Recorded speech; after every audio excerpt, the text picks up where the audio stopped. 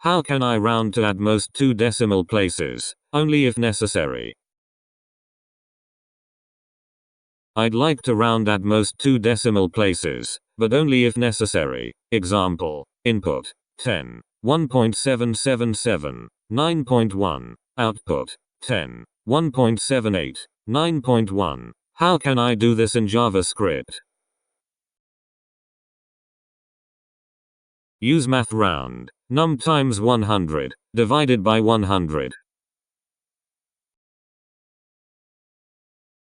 While this will work for most cases, it will not work for 1.005, which will end up coming out to be 1 instead of 1.01.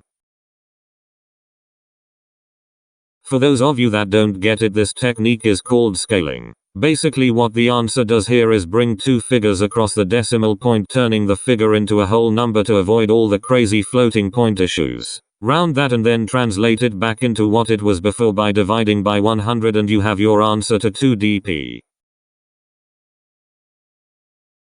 Thanks for watching. Subscribe to learn JavaScript. We have a number of awesome tutorials in the works.